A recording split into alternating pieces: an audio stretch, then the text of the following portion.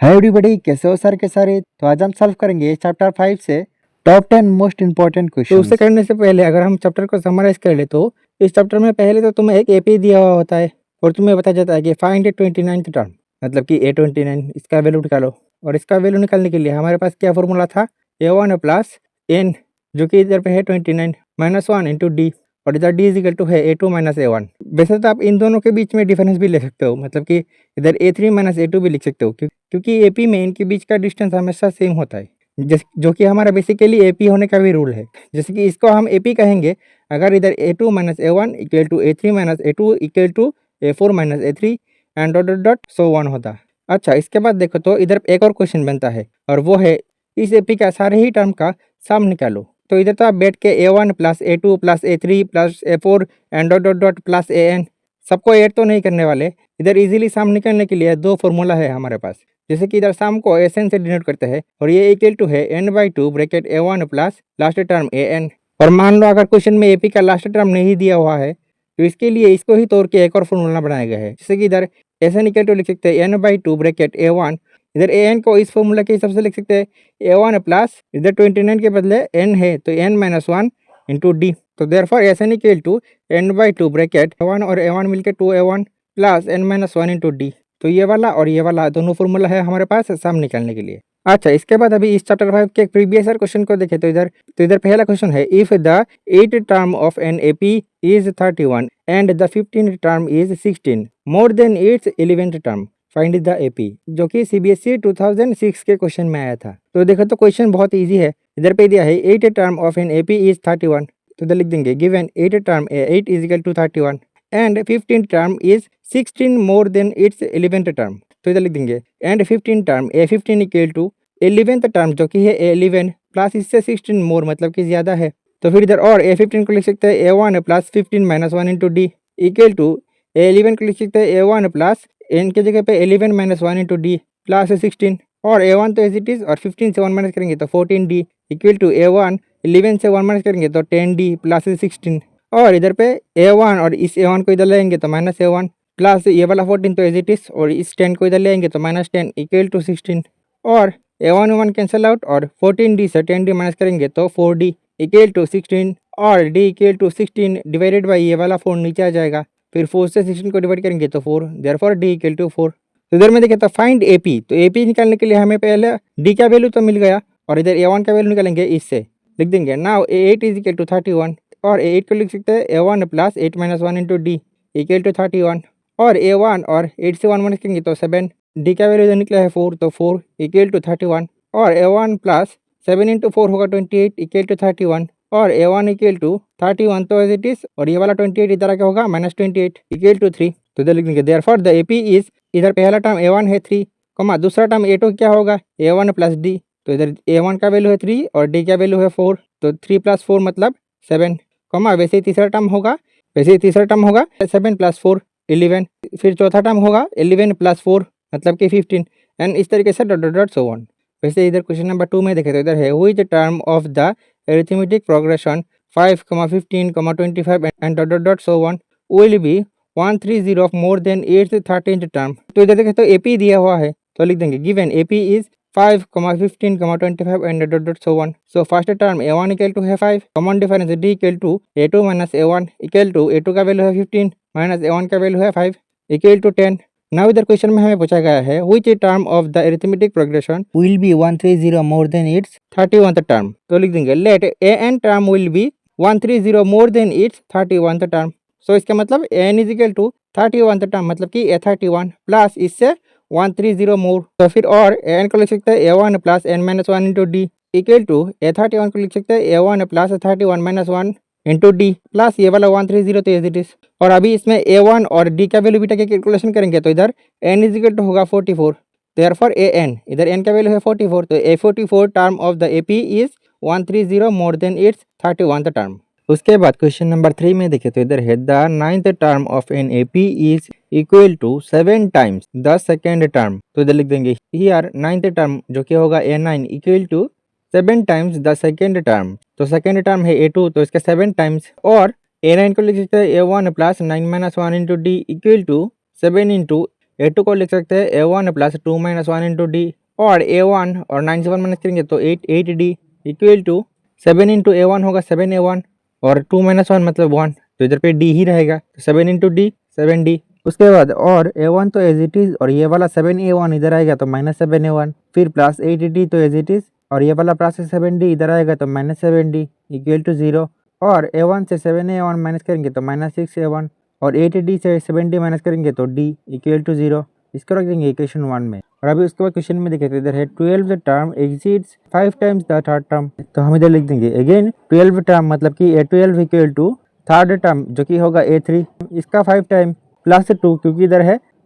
12 term exceeds 5 times the third term by 2, और फिर A12 को लिख सकते हैं A1 plus 12 minus 1 into D equal to 5 into A3 को लिख सकते हैं A1 plus 3 minus 1 into D plus ये वाला 2 तो एज इट इज, और A1 और 12 से 1 माइनस करेंगे तो 11 D equal to 5 into A1 तो एज इट इज, और 3 से 1 माइनस करेंगे तो हम प्लस 2, और ये वाला D, और फिर ये वाला प्लस 2 तो एज इट इज, और A1 plus 11D equal to 5 into A1 होगा 5A1, और 5 इंटू 2D होगा 10D प्लस 2, और A1 और ये वाला 5A1 इधर आ क्या होगा माइनस 5A1 प्लस 11D तो एज इट इज, और ये वाला 10D इधर आ क्या होगा माइनस 10D इक्वल टू 2, और A1 से 5A1 माइनस करेंगे तो माइनस 4A1, और 11D से 10D माइनस करेंगे तो D इक्वल टू 2। इसको रख देंगे इक्वेशन 2 में। फिर लिखेंगे subtracting equation 1 from equation 2 we get, तो इक्वेशन 1 है ये वाला और इक्वेशन 2 है ये वाला, तो क्योंकि सब्ट्रैक्ट कर रहे हैं तो इधर माइनस है तो प्लस हो जाएगा, और इधर प्लस है तो माइनस हो जाएगा, और इधर भी माइनस, तो फिर देखें तो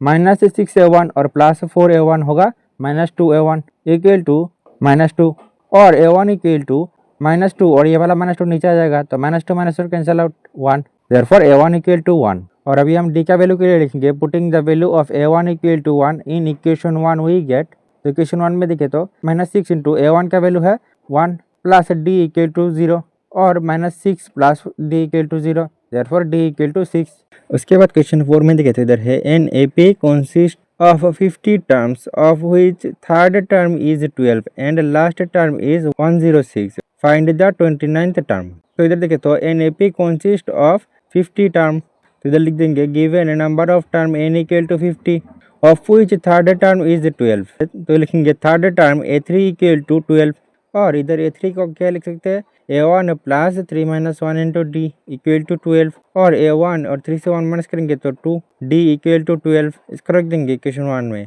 वैसे ही देखें तो लास्ट टर्म इज 106, तो AP में टोटल 50 टर्म है तो लास्ट टर्म क्या होगा A50 इक्वल टू 106, और A50 को लिख सकते हैं A1 plus 50 minus 1 into D equal to 106, और A1 50 से 1 माइनस करेंगे तो 49 D इक्वल टू 106, इसको रख देंगे इक्वेशन 2 में। और फिर देखें तो पिछले क्वेश्चन की तरह ही सब्ट्रैक्टिंग इक्वेशन 1 जो कि है ये वाला फ्रॉम इक्वेशन 2 जो कि है ये वाला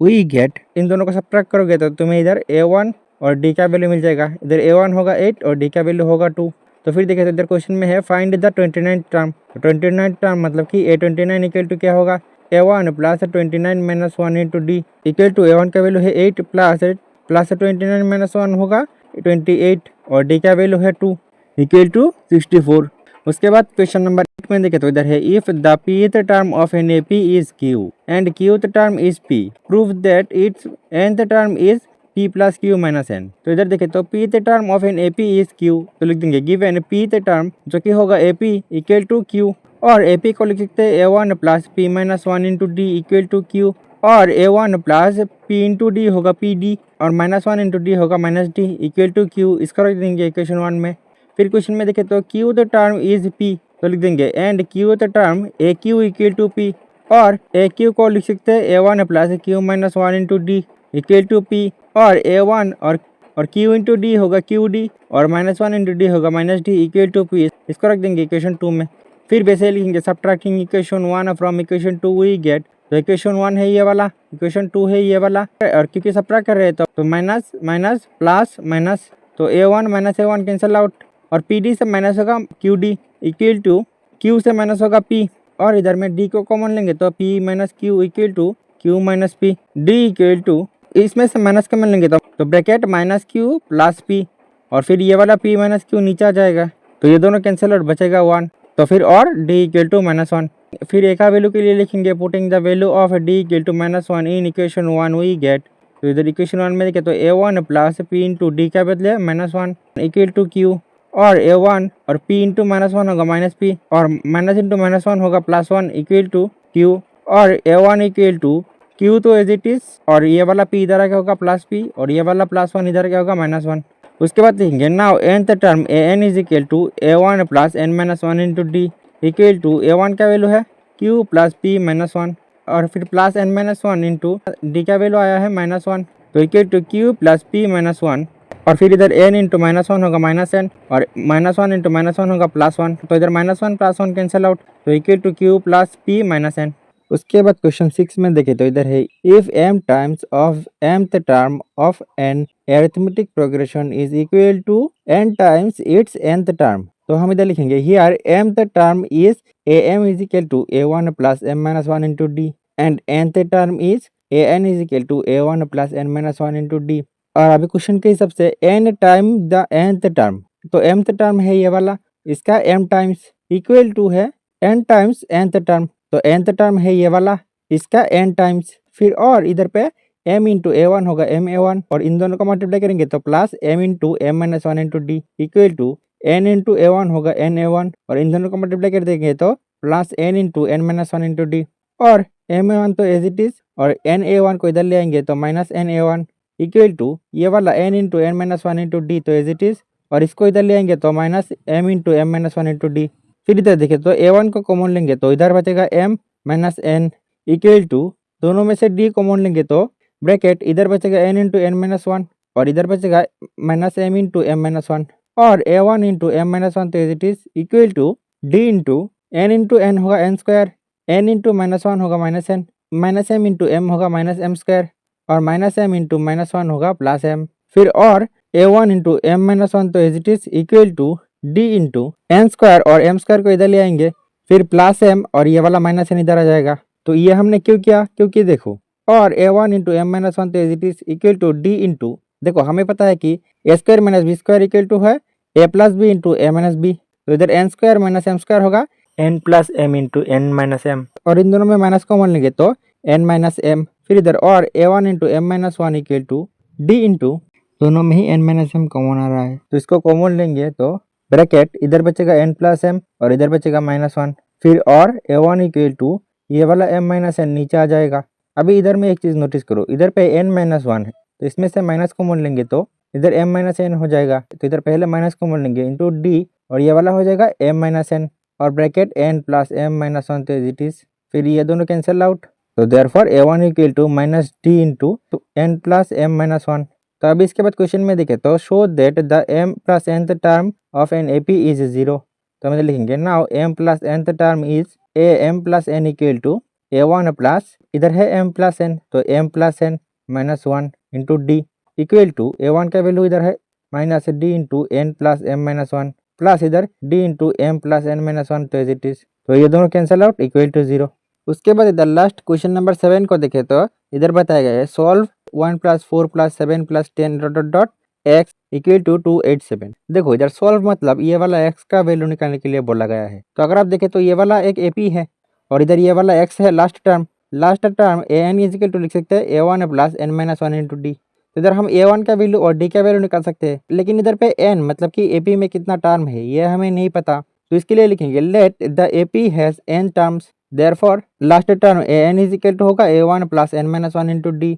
और इधर AP में an मतलब कि लास्ट टर्म दिया हुआ है x इक्वल टू AP में a1 है 1 प्लस n-1 इंटू डी का वैल्यू क्या होगा, d इज इक्वल टू है a2 minus a1 equal to a2 है 4 a1 है 1 इक्वल टू 3, तो इधर पे 3, इसको रख देंगे इक्वेशन 1 में। और अभी हमें n का वैल्यू चाहिए, तो इसको कैसे निकालेंगे, देखो नाउ हमें क्या पता है कि Sn is equal to n/2 bracket 2a1 plus n-1 into d. देखो इधर पे ये वाला पूरा AP का सम दिया हुआ है 287 equal to n/2 bracket 2 into a1 का वैल्यू है 1 प्लस n-1 इंटू डी का वैल्यू है 3, और अभी इसको कैलकुलेशन करोगे तो तुम्हें इधर n का वैल्यू मिल जाएगा। तो ये मैं तुम्हारे लिए होमवर्क छोड़ता हूँ, ठीक है, अगर इसे करने में कुछ प्रॉब्लम आए तो कमेंट में बताना, ठीक है। उसके बाद नेक्स्ट क्वेश्चन नंबर 8 तो इधर है which term of the AP जो कि है 121, 117, 113 and dot dot dot so on is it's first negative term. तो अगर आप इधर AP में देखें तो इधर पहला टर्म सबसे बड़ा है, दूसरा टर्म उससे छोटा, तीसरा टर्म उससे छोटा, तो इस तरीके से छोटे होते होते एक टाइम पे नेगेटिव हो जाएगा और हमें उस नेगेटिव टर्म को ही फाइंड करना है। कैसे करेंगे देखो, इधर लिखेंगे given AP is 121, 117, 133 and dot dot dot so on. Hence, the first term a1 equal to 121, common difference d equal to a2 minus a1 equal to a2 का वैल्यू है 17 माइनस a1 का वैल्यू है 121 equal to minus करेंगे तो -4। उसके बाद हम लिख देंगे let an is the first negative term. तो फिर क्या होगा कि an लेस देन 0, क्योंकि 0 से छोटा नंबर ही तो नेगेटिव है। और इधर पे an को क्या लिख सकते हैं a1 plus n minus 1 into d, और यह होगा लेस देन 0। और a1 का वैल्यू है 121 plus n minus 1 into d का वैल्यू है -4 लेस देन 0। और 121 और इधर पे n और -4 होगा -4n और -1 और -4 होगा +4 लेस देन 0। और इधर पे -4n को रख के बाकी सबको उधर ले जाएंगे तो लेस देन ये वाला इधर क्या हो जाएगा -1 to 1 और ये वाला इधर क्या होगा -4 और n लेस देन ये दोनों मिलके हो जाएंगे -1 to 5 डिवाइडेड बाई ये वाला -4 नीचे आ जाएगा। अब माइनस माइनस कैंसिल आउट और 4 से इसको डिवाइड करेंगे तो 31.25। तो therefore n is less than 31.25। तो इसका मतलब इधर n का वैल्यू अगर 31.25 से छोटा होगा तो ही नेगेटिव आएगा। तो इधर पे लिख देंगे that is n must be 31। तो मतलब so a31 is the first negative term of this AP. उसके बाद क्वेश्चन 9 में है the sum of the third and the seventh term of an AP is 6 and their product is 8। तो इधर हम पहले लिखेंगे here third term a3 equal to a1 plus 3 minus 1 into d और a3 equal to a1 plus 2d, इसको रख देंगे equation 1 में। And seventh term a7 equal to a1 plus 7 minus 1 into d और a7 equal to a1 plus 6d, इसको रख देंगे equation 2 में। अभी क्वेश्चन के हिसाब से देखें तो sum of the third and the seventh term of an AP is 6। तो हम लिखेंगे now according to question a3 plus a7 equal to 6। तो अभी इधर a3 और a7 का वैल्यू बीटा की कैलकुलेशन करोगे तो इधर आएगा a1 equal to 3 minus 4d, इसको रख देंगे इक्वेशन 3 में। उसके बाद क्वेश्चन में है देयर प्रोडक्ट इज 8। तो थर्ड टर्म है a1 plus 2d into seventh term है a1 प्लस 6d और इक्वल टू इनका प्रोडक्ट है 8। और अभी देखो इधर इक्वेशन 3 में a1 का वैल्यू है 3 minus 4d plus 2d into इधर a1 के बदले 3 माइनस 4d प्लस 6d, तो as it is equal to 8 और ब्रैकेट 3 तो एज इट इज और माइनस 4d और 2d होगा माइनस 2d इंटू ब्रैकेट 3 तो एज इट इज और माइनस 4d और प्लस 6d होगा प्लस 2d इक्वल टू 8 और 3 इंटू 3 होगा 9 और 3 इंटू माइनस 2d होगा प्लस 6d, फिर ये दोनों मिलकर होगा माइनस 6d और माइनस 2d और प्लस 2d होगा minus 4d square equal to 8। और फिर अभी देखो plus 6d minus 6d cancel out और इधर बचेगा 9 minus 4d square equal to 8 और minus 4d square equal to ये वाला 8 तो एज इट इज और ये वाला 9 इधर क्या होगा -9 और d स्क्वायर इक्वल टू 8 से 9 माइनस करेंगे तो -1 डिवाइडेड बाई ये वाला -4 नीचे आ जाएगा तो माइनस माइनस कैंसिल आउट। तो फिर और d स्क्वायर इक्वल टू 1/4। तो फिर इधर और d इक्वल टू क्या होगा plus minus √1/4 equal two plus minus √1 तो 1 ही है और √4 मतलब 2। तो therefore d equal two plus half comma minus half. तो इसके बाद हम लिखेंगे if d equal two plus half. तो फिर क्वेश्चन में देखे तो हमें बताया गया है फाइंड द 16th टर्म। तो फिर इधर होगा x16 इक्वल टू n के बदले 16 divided by 2 bracket 2 into a1 का वैल्यू है 3 minus 4d plus 16 minus 1 into D equal to अभी देखो 2 से 16 को डिवाइड करोगे तो 8, तो इधर पे 8 ब्रैकेट 2 इंटू 3 माइनस 4 और डी के बदले इधर डी का वैल्यू है हाफ प्लस 16 से 1 माइनस करेंगे तो 15 इंटू डी का वैल्यू है हाफ इक्वल टू 8। और इधर पे देखे तो 2 से 4 को डिवाइड करेंगे तो 2, तो 3 से 2 माइनस करेंगे तो 1, तो इधर होगा 2 इंटू 1 और फिर इधर होगा 15 डिवाइडेड बाई 2 इक्वल टू 8 और 2 इंटू 1 होगा 2 plus 15 divided by 2 equal to 8 और 2 को एलसीएम लेंगे तो इधर होगा 4 plus 15 equal to 8 bracket 4 plus 15 होगा 19 डिवाइडेड बाई 2। अभी 2 से 8 को डिवाइड करेंगे तो 4, तो इक्वल टू 4 इंटू 19 होगा 76। वैसे अगर if d is equal to minus half होता है तो ऐसे 16 इक्वल टू क्या होता n के जगह पे 16 डिवाइडेड बाई 2 और फिर 2 इंटू a1 के बदले a1 का वैल्यू है 3 minus 4d plus 16 minus 1 into D equal to 2 से 16 को डिवाइड करेंगे तो 8, तो इधर पे 8 ब्रैकेट 2 इंटू 3 माइनस 4 और डी का वैल्यू है हाफ प्लस 16 से 1 माइनस करेंगे तो 15 इंटू डी का वैल्यू है हाफ और फिर अभी इसको कैलकुलेशन करोगे तो इक्वल टू 20 आएगा। तो मतलब इधर डी का वैल्यू अगर प्लस हाफ है तो इधर x16 का वैल्यू अलग है और डी का वैल्यू माइनस हाफ है तो फिर x16 का वैल्यू अलग है। उसके बाद क्वेश्चन 3 में देखे तो इधर है a ladder has a wrecks 25 centimetre apart. देखो लेडर मतलब कि इस पिक्चर में जैसे दिखाया गया है एक सीढ़ी और रेक्स मतलब कि इसमें जो ये वाला होता है जिसमें पैर रख के हम सीढ़ी चढ़ते हैं। तो अगर आपको थोड़ा प्रॉब्लम हो रहा है तो मैं ये वाला सीढ़ी बनवा देता हूँ। तो देखो इधर पे रेक्स मतलब ये वाला हिस्सा। अब इधर में बताया गया है कि 20 सेंटीमीटर अपार्ट, मतलब ये 20 सेंटीमीटर ऊपर में है। The rakes decrease uniformly in length from 40 centimetre at the bottom to 25 centimetre at the top. मतलब इन रेक्स में जो सबसे नीचा है ये वाला रेक, ये 45 सेंटीमीटर है। इससे 20 सेंटीमीटर ऊपर एक और रेक इस तरीके से सबसे लास्ट वाला टॉप में है और इसका लेंथ है 25 सेंटीमीटर। और फिर बताया गया है if the top and the bottom rakes are 2.5 metre apart, मतलब सबसे ऊपर वाला ये रेक और सबसे नीचे वाला ये रेक, इन दोनों में डिस्टेंस है 2.5 मीटर। फिर हमें बताया गया है what is the length of the wood required for the rake. तो इसी लेडर में सबसे नीचे वाला रेक से लेकर सबसे ऊपर वाला रेक सभी को बनाने के लिए एक साथ में कितना वुड की जरूरत पड़ेगा। तो इधर अगर आप देखें तो इधर एक एपी बन रहा है, ये वाला है A1, ये वाला A2, ये वाला A3, इस तरीके से लास्ट वाला AN। तो हम इसको कैसे करेंगे, देखो पहले लिख देंगे given rakes are 20 centimetre apart and the top and the bottom rakes are 2.5 metre equal to. इस मिक्स फ्रैक्शन को तोड़ेंगे तो नीचे तो 2 एज इट इज, ऊपर में होगा 2 into 2 4 + 1 मीटर इक्वल टू 4 + 1 मतलब 5 डिवाइडेड बाई 2। और इसको सेंटीमीटर में ले जाएंगे तो इधर 100 से मल्टीप्लाई करना पड़ेगा। तो फिर 2 से 100 को डिवाइड करेंगे तो 50, तो इक्वल टू 5 और 50 होगा 250 सेंटीमीटर। आप सोच रहे होगी ये हम लोग क्यों लिख रहे हैं। देखो हमें एपी का एसएन निकालने के लिए ये दोनों फॉर्मूले में ही एन का वैल्यू चाहिए, तो इधर हम सिंपली एन का वैल्यू निकाल रहे हैं। जैसे कि इधर लेडर में देखे तो ये वाला डिस्टेंस है 20 सेंटीमीटर। इधर में क्वेश्चन में बताया गया कि हर एक रेक्स यूनिफॉर्मली है, मतलब कि ये वाला डिस्टेंस है 20 सेंटीमीटर, तो इसके बाद वाला भी इससे 25 सेंटीमीटर ऊपर होगा, वैसे ये वाला भी इससे 25 सेंटीमीटर ऊपर होगा। इस तरीके से हर एक में गैप 25 सेंटीमीटर है। तो इधर टोटल नंबर ऑफ रेक्स होगा, टॉप और बॉटम रेक्स का डिस्टेंस डिवाइडेड बाई सभी रेक का बीच का डिस्टेंस, मतलब कि 25 + 1। क्योंकि इधर एक चीज अच्छे से देखो, इस लेडर को ही ले लो तो इधर गैप है 1 2 3 4 5, लेकिन रेक कितना है 1 2 3 4 5 6, मतलब गैप से एक ज्यादा, इसीलिए इधर जितना गैप होगा इससे +1। तो इक्वल टू 25 का एलसीएम लेंगे तो 250 + 25 इक्वल टू, इनको ऐड करेंगे तो 275 डिवाइडेड बाई 25 से इसको डिवाइड करेंगे तो 11 इक्वल टू 11। उसके बाद तो चीज़ें बहुत इजी है। Now bottom rakes A1 equal to 45 and top rake length A11 equal to 25। क्योंकि इधर 1 2 3 4 करके तो 11 रेक है, तो ऊपर वाला A11 होगा। फिर we know that SN equal to n/2 A1 + AN, और SN का वैल्यू है 11 equal to 11 divided by 2 bracket A1 का वैल्यू है 45 प्लस A11 का वैल्यू है 25 इक्वल टू 11 डिवाइडेड बाई 2 और 45 और 25 मिलकर होगा 70। फिर 2 से 70 को डिवाइड करेंगे तो 35, तो इक्वल टू इन दोनों को मल्टीप्लाई करेंगे तो 385। तो इधर पे देखें तो ये वाला प्रॉब्लम उतना भी मुश्किल नहीं है अगर तुम्हें ये चीज़ मिल गया तो।